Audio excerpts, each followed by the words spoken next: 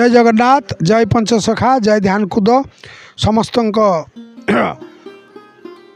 प्रणाम, अनंत कोटि प्रणाम। आज पवित्र पावन दिवस 59।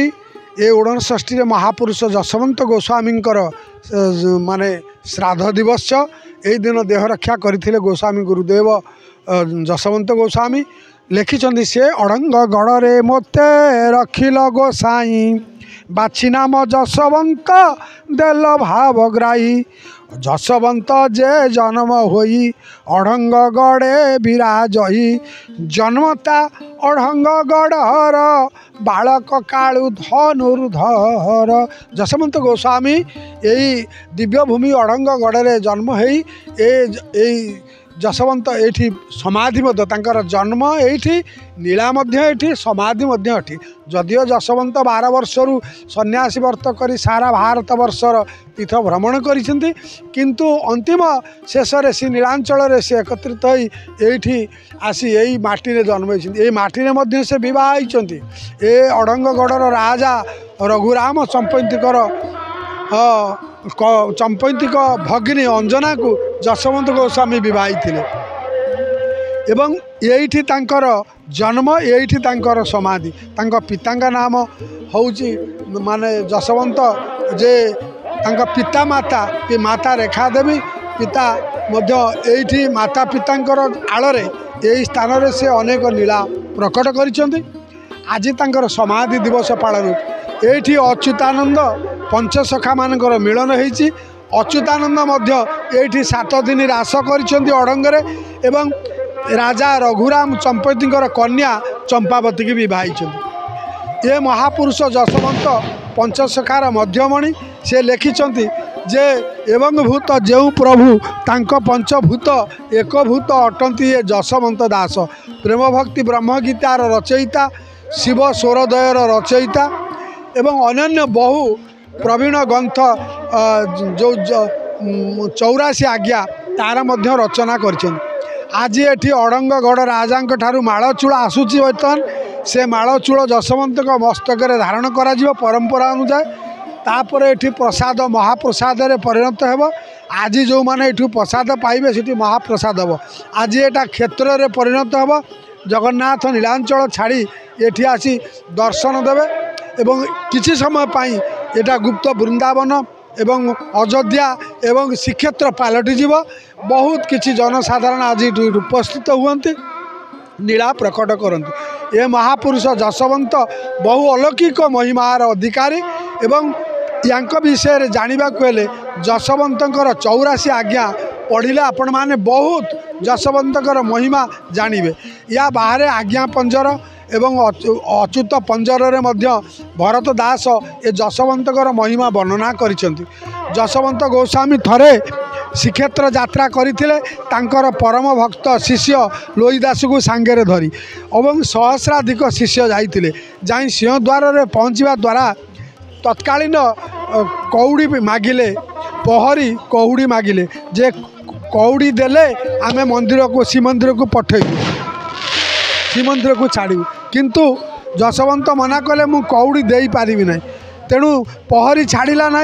यही अभिमान रे भक्त आसी नरेंद्र पोखरी पाखरे सेठी गोटे पतर कुड़िया करी निवास कले एवं सेठी श्रीक्षेत्र नीला प्रकट कले।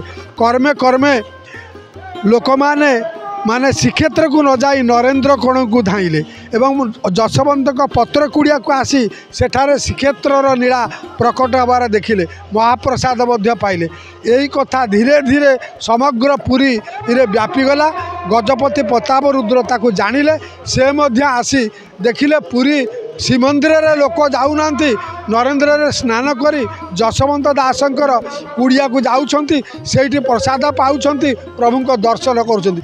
ये अलौकिक ए दासंकर निश्चय। यही कथा जानी गजपति महाराज प्रताप रुद्र आसी नरेंद्र रे स्नान करी जशवंत को दर्शन कले एवं जो अलौकिक नीला पुरी रे श्रीमंदिर रे जहाँ नीति कांति जहाँ सब व्यवस्था ताहा से पतर कुड़िया रे देखिले एवं महाप्रसाद देखिले। ये जशवंत दासंकर ए महिमा अलौकिक कीर्ति की देखी तांका पाद तले पड़िले प्रताप रुद्रदेव एवं से ही दिन ठारू कहले यही नरेंद्र करण तमें ଯଶୋବନ୍ତ ଆଶ୍ରମ କରିକି ରହିବ, ମଠ କରିବ। ତେଣୁ ସେ ମହିମା ନରେନ୍ଦ୍ର କୋଳରେ ମଠ ସ୍ଥାପନ କରିଥିଲେ। ଆଜି ତାଙ୍କର ପବିତ୍ର ଏ ଦିବସରେ କେତେ ଗୁଡ଼ିଏ ସାଂସ୍କୃତିକ କାର୍ଯ୍ୟକ୍ରମ, ବହୁ ଜନସାଧାରଣ, ସାଧୁ ସନ୍ଥ ମହାତ୍ମା ମାନେ ଉପସ୍ଥିତ ହୋଇଛନ୍ତି। ଭିନ୍ନ ଭିନ୍ନ ଭାବରେ ନୀଳା ପ୍ରକଟ ହେଉଛି। ଯଶୋବନ୍ତ ଗୋସ୍ୱାମୀଙ୍କର ବହୁତ ଅଲୌକିକ ମହିମା କହିଲେ ସରିବ ନାହିଁ। ସେ ଇଚ୍ଛା କରିଥିଲେ ବର୍ଷା କରୁଥିଲେ, ଇଚ୍ଛା କରୁଥିଲେ ଖରା କରୁଥିଲେ, ଅଦିନ ଦିନ ଅବାଟ ବାଟ ମାନେ କରିବା ଲୋକ। ତେଣୁ ଅଗମ୍ୟ ଭାବ ଜାଣେ ଯଶୋବନ୍ତ, ଗାରକଟା ଯନ୍ତ୍ର ଜାଣେ ଅନନ୍ତ। আগত নাগত অচ্যুত ভণে, বলরাম দাস তত্ত্ব বখাণে। ভক্তির ভাব জাণে জগন্নাথ, পঞ্চসখায় ওড়িশার সন্ত মহন্ত। এমানে দিব্য দ্রষ্টা নিত্য স্থলରୁ ଆସିଥିଲେ। ଏ ସାଧାରଣ ମହାପୁରୁଷ ନୁହନ୍ତି, ସାଧାରଣ ସନ୍ଥ ନୁହନ୍ତି, ଏମାନେ ସ୍ୱତନ୍ତ୍ର। ତେଣୁ ଇଏ ଆଜିର ପିଢ଼ିର ଜନସାଧାରଣଙ୍କର ଗୁରୁଙ୍କର ଗୁରୁ। ତେଣୁ ତାଙ୍କ ଚରଣ ତଳେ ଅନନ୍ତ କୋଟି ପ୍ରଣାମ। ତାଙ୍କର ମାନେ ଆମର କଥା ଅଛି, ମାନେ ଇଏରେ ମାନେ ଘର ଛୁଆଣୀରେ ଗୋଟାଏ ନୀତି ନିୟମ ଥାଏ।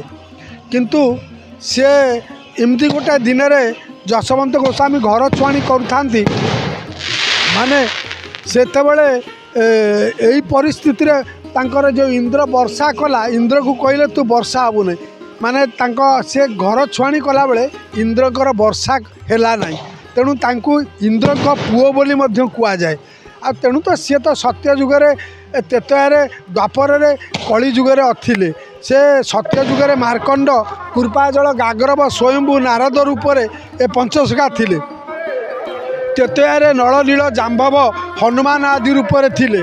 ଦ୍ୱାପରରେ ଦାମ, ସୁଦାମ, ଶିବସ୍ୟ, ମଧୁମଙ୍ଗଳ ରୂପରେ ଥିଲେ। କଳିଯୁଗରେ ଅଚ୍ୟୁତ ଅନନ୍ତ ଯଶୋବନ୍ତ ରୂପରେ ଅଛନ୍ତି। ତେଣୁ ତୁମ୍ଭ ପଞ୍ଚସଖାଙ୍କୁ ମୋ ଜନ୍ମେ ଜନ୍ମେ ଆସ, ତୁମ୍ଭ ପାଇଁ ଅବତାର ଲୀଳା ଅଭିଳାଷ। ଯାଅ ଅଚ୍ୟୁତ ଅନନ୍ତ ଯଶୋବନ୍ତ ଦାସ, ଜଗନ୍ନାଥ ବଳରାମ କରହୋ ପ୍ରକାଶ। ଓଡ଼ିଶା ରାଜ୍ୟରେ ତୁମେ ରାହାସ ରଚିବ, ମୂଢ଼ ଗୁଆରଙ୍କୁ ତାରି ଆପଣା ତାରିବ। ଯଶୋବନ୍ତଙ୍କର ବହୁତ କିଛି ଅଲୌକିକ ମହିମା ଅଛି। ଫୁଲ ହାତରେ ଫୁଟେଇ ଦେବା, ମହାପ୍ରସାଦ ବାହାର କରିଦେବା, ଶୂନ୍ୟରେ ଉଡ଼ିକି ଯିବା, ମନଯାନରେ ଯିବା, ଖଣ୍ଡିଆ କାନ୍ଥ ଚଲେଇବା ଇତ୍ୟାଦି ବହୁ ଅଲୌକିକ ମହିମା ଅଛି। ତାଙ୍କ ପାଦୁକା ପାଣି ପାଇଲେ ମଧ୍ୟ ମୁକ୍ତି ହୋଇଯିବ। ସେ ଯାହାକୁ ଯାହା କହୁଥିଲେ ସିଦ୍ଧି ହେଉଥିଲା। ତେଣୁ ସେ ସିଦ୍ଧ ପୁରୁଷ, ଅଗମ୍ୟ ଭାବ ଜାଣେ ଯଶୋବନ୍ତ। ତାଙ୍କର ମହିମାର ବର୍ଣ୍ଣନା ଅବର୍ଣ୍ଣନୀୟ ମହାପୁରୁଷ ସେ। ତେଣୁ ତାଙ୍କ ଚରଣ ତଳେ ପ୍ରଣାମ। ପରବର୍ତ୍ତୀ ସମୟରେ ଆମେ ପୁଣି ଏ ବିଷୟରେ ଆଲୋଚନା କରିବା। ଜୟ ଜଗନ୍ନାଥ। ଚ୍ୟାନେଲ୍ ମାଧ୍ୟମରେ ଆପଣଙ୍କୁ ଯଦି ଭଲ ଲାଗିବ ଏ କଥା ଶୁଣିବେ, ଚ୍ୟାନେଲକୁ ସ୍ୱାଗତ କରିବେ। ଯଦି ଆପଣମାନେ ମହାପୁରୁଷଙ୍କର ଜୀବନୀ ଧାରା ଉପରେ ଅଧିକ କିଛି ଜାଣିବାକୁ ଚାହିଁବେ, ଯୋଗାଯୋଗ କରିବେ। ଧ୍ୟାନକୁଦ ପୀଠ, ବାବା ଅରକ୍ଷିତ ଦାସ ମହାରାଜ। ଫୋନ୍ ନମ୍ବର 9899681103ରେ ଯୋଗାଯୋଗ କରନ୍ତୁ। ଆପଣଙ୍କର ପ୍ରଶ୍ନର ଉତ୍ତର ଦେବୁ, ମହାପୁରୁଷଙ୍କ ବିଷୟରେ ଅଧିକ କହିବୁ।